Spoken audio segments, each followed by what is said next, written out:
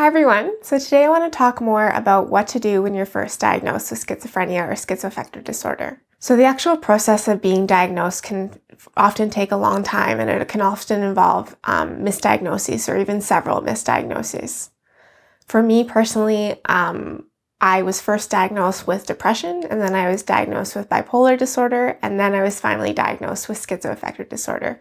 So it can take a long time, and it's a journey going through the process of being diagnosed. But once you are diagnosed, you can have a lot of internal feelings going on. So for me, there was a lot of mixed feelings around my diagnosis. So it was scary to get what seemed like an even more severe label and diagnosis, but it also almost came as a bit of a relief because all of a sudden the things that I was experiencing seemed a little less scary and a little bit more understandable. So there's a good chance that when you're first diagnosed, you're going to be processing at least a little bit of trauma. So whether that's from a hospital stay, whether that's from just general loss involved around your diagnosis, or whether that's loss due to something that happened during your psychosis. It took me a lot of time to process my own trauma and my own loss around this. It took me a couple years, and I'm still working through things. But I did that with the help of a lot of self-reflection, a lot of talking things out with people who are close to me, and especially with therapists. So part of this self-reflection was around creating more room for self-acceptance and learning that it is possible to still lead a meaningful and productive life even with the diagnosis of schizoaffective disorder or schizophrenia. So bringing it back to what to do when you're first diagnosed with schizoaffective disorder or schizophrenia, it's so important to keep taking your medications. You may feel like you don't need them anymore, or you may feel like you don't want to take them anymore because you don't want to accept the diagnosis, but it's so important to keep taking the medications regardless of what your mind may be telling you around them. Along the same vein, it's so important to keep taking care of yourself in general. So medication is one aspect of this, but also making sure you're getting enough sleep, proper nutrition, exercise, and all those sorts of things, which I cover more extensively in my What Self-Care Looks Like with Schizophrenia video, if you want to take a look at that one. Following your diagnosis, it's also really important to build a really strong support network for yourself. So I talk more about telling friends and family about your diagnosis in another video, which I can link to as well. When you're first diagnosed, all the feelings that you're feeling around that can apply to friends and family as well. So it's important to kind of manage expectations in terms of how people react and understand that they're going to have their own feelings about your diagnosis as well, and that's okay. So it's important to make space for that and to just kind of be there if they have any questions or anything like that, and just encourage more open communication about your diagnosis. Now, this can be kind of tricky because you're going to be wanting them to offer you a lot of support and compassion and love, but they may not necessarily be able to provide this at the time that you tell them about your diagnosis.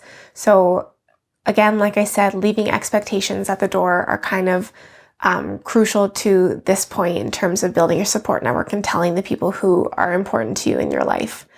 Ideally, you're going to be met with love and compassion and support, but it's not always going to go that way. And so just preparing yourself a little bit for that, I think, is important too. If you are telling somebody about your diagnosis and you're needing more support, you can always feel free to refer them to my channels, Living Well with Schizophrenia, or if you want to refer them to a specific video, you can tell them to check out Supporting Someone with Schizophrenia or Schizoaffective Disorder.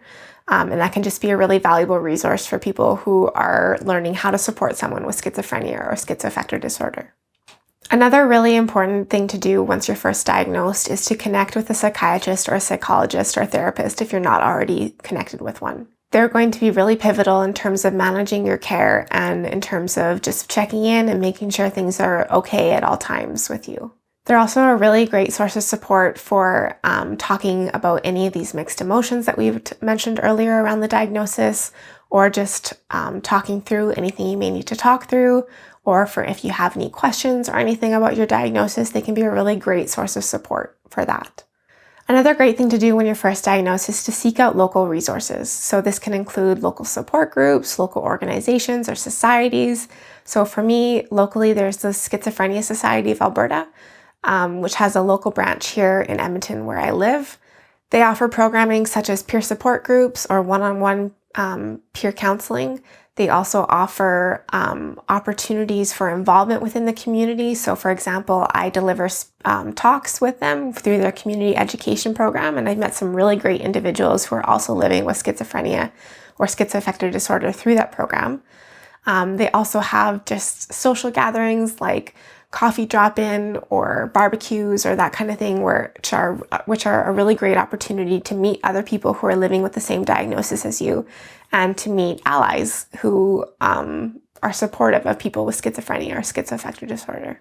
And the last thing I just want to touch on when you're first diagnosed with schizophrenia or schizoaffective disorder is that you need to be prepared for stigma that you're going to encounter.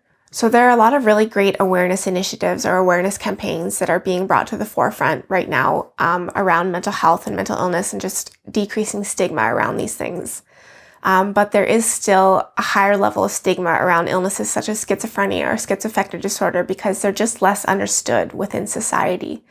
So just understanding that facet of things and being aware that you are going to face a higher degree of stigma with this diagnosis than others who with diagnoses such as depression or anxiety is really important to just remember and consider.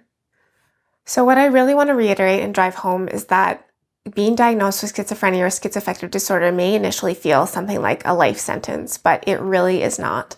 The more education you can provide yourself around the illness and the more self-acceptance you can foster for yourself around the illness, I think the better you're going to be able to enjoy your life and to lead a meaningful and productive life, even with the illness.